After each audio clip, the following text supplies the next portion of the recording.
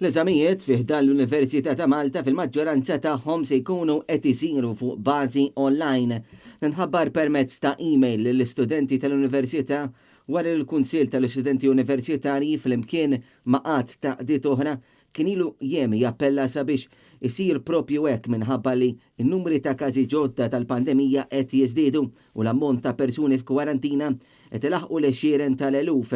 Bekk kienet se tkun ferm diffiċli sabiex kull student jattendi għall-eżamijiet b'mod fiżiku. Fistqarrija l-KSU laqgħu din l-aħbar b'sodisfazzjon kif it-tħassib tal-istudenti kien jirrifletti inkwiet minħabba sitwazzjoni preżenti tal-pandemija f'pajjiżna.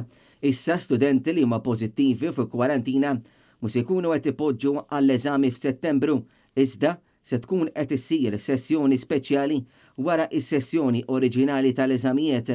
Il-KSU spjegaw li se jkunu qed josservaw is-sitwazzjoni sabiex din l-inċertezza kollha ma terġax tfetx fil-futur.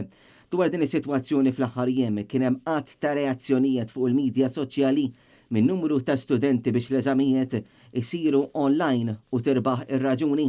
Iżda wara din l-aħbar l-Assoċjazzjoni tal-Istudenti tal-Farmaceutika spjegati li mhux ġusta li qatt ta' studenti fih dan il-Fakultà tal-Mediċina mhux se jkunu imħarsa kif suppost.